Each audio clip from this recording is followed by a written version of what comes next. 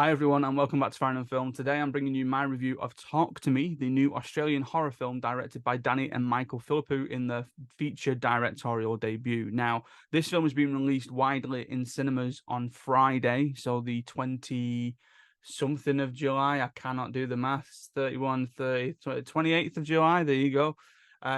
Now, I saw this last night as I'm recording this. So I'm recording this on Tuesday. I'm getting it out on Tuesday as well. I saw it last night on Monday as part of the Odeon Scream Unseen. Now, I've mentioned on this channel before, I love these types of these types of screenings in that with Screen Unseen, standard films, you don't know what it's going to be until you go in. A lot of people are now beginning to guess quite easily what they're going to be because it's usually week of release stuff.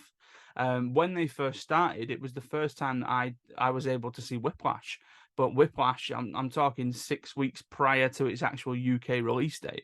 Now I don't think you're getting anything that far in advance. It's usually again week of release stuff. It was also the Cineworld Unlimited secret screening last night as well. I saw a couple of comments online complaining about the fact that people didn't expect it to be a horror film. But again, these two things tend to go hand in hand and they always tend to be the same film. So take of that what you will. So my views on the film then. I really enjoyed it, and I'm going to take you through the plot. I'm going to take you through the other things. It was better than I thought it was going to be. There are some flaws that I found with it, or one sort of integral thing, but for the most part, I really enjoyed it. So Mia, played by Sophie Wilde, and her friend Jade, played by Alexandra Jensen, and Jade's brother Riley, played by Joel Bird, end up on the wrong side of a supernatural ritual of sorts, which has gathered attention on social media, with footage of the rituals being ended up online and being shared online. So in this sort of world where anything gets shared online, things have just sort of picked up a trend with this specific thing. And I'm going to get to the ritual in just a second. So the opening scene sets everything off really well. There's an horrific event that happens after someone has fallen foul of the ritual. So you're all straight away, you're thinking to yourselves, what's happened to you? What's happened to this person? What does this ritual actually entail? So you jump forward, and Mia, Jade, and Riley all find themselves at a party ready to do the hand. Okay. Now that's how they kind of refer to it. So this ritual involves a hand. Some sort of it's very similar to like a mannequin's hand. The story in the film is that the legend around it is that it's an actual hand that has been embalmed. But it just sort of looks like a mannequin hand, and it's in a position of similar to what I'm doing right now with my hand, as if you were going for, or as if you were going, who goes for a handshake like that? But it essentially, the person who is doing the ritual needs to sort of get it in a handshake position, essentially, and say the words, talk to me. Now, when they say talk to me, they are faced with oftentimes a very creepy looking, disgusting spirit, entity, whatever it is that you want to call it. And then they have to say, I let you in. Now, when they say I let you in, that causes the body to rock back, eyes to go black, and this sort of supernatural possession begins. Now, the rule is that they can only do this for 90 seconds, because if they do it any longer than 90 seconds, the thing that they are letting in could stick around. So, as expected, things don't go according to plan. And it's not initially when things don't go according to plan, it's a sort of second time around when the group, but specifically Mia, allows herself to get carried away with the experience and the sort of want and the need to do it again, really. And I'm going to kind of leave it there in terms of plot, because as things begin to go awry, there's some shocking sequences, some sort of harrowing images that I didn't expect to see. That again, I don't want to spoil for anyone who's going to go and watch the film, for them not to expect to see it, or for them to be waiting to see it.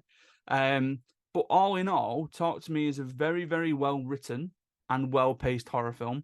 There's a lot of natural dialogue in it throughout that makes the lead really easy to be liked, and the core group so enjoyable to watch. They've all got a different sort of Kirk. They've all got a different. Why was I going to say quirk? There you go, quirk to their characters. The horror and the scares are not relentless. They're not sort of one after the other and everything's moving really quick and it's just jump scare, jump scare, jump scare. They're actually well paced.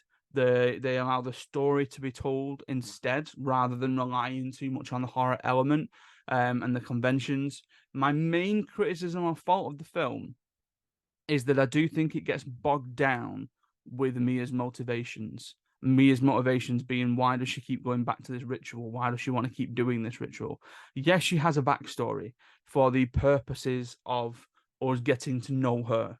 But the premise of spending time in the ritual only for it to backfire, I think has much more intrigue rather than the way that the film sort of progresses through the second act. Now, again, that's me skirting around things that might only make sense when you go to watch the film. But I just think that there was a bit of an onus on Mia's motivations and why she wanted to keep going back to the hand and doing the ritual. When in actual fact, I think there's much more intrigue and much more interest at that point in this ritual happening and potentially going wrong, or somebody maybe being caught up in it, but not to the extent as what Mia did. Having said that, I did thoroughly enjoy the film's very, very final last beat or beats. When you sort of get to that end point, it's not like half an hour, you're talking maybe 10 or 15 minutes. I thought it was a very clever way, again, right at the very end of the film, it was a very clever way of rounding off the narrative. And I thought that was really interesting, a real sort of spin. If I was going down the star route, I'd give it 4 stars. I'd highly recommend it for you to go and check out this weekend if you're at an odds and you've seen Barbie and you've seen Oppenheimer and you want to go and check something out. If you're into your horror, it's a very short film. It's only an hour and 34. And again, I would definitely recommend that you go and check it out. So that is Talk to Me in cinemas from Friday in the UK. Yeah, go and check that one out if you're a horror fan. Thank you very much for watching. Thank you very much for listening. Look after yourselves. Stay safe. Look after yourselves. And I will see you next time.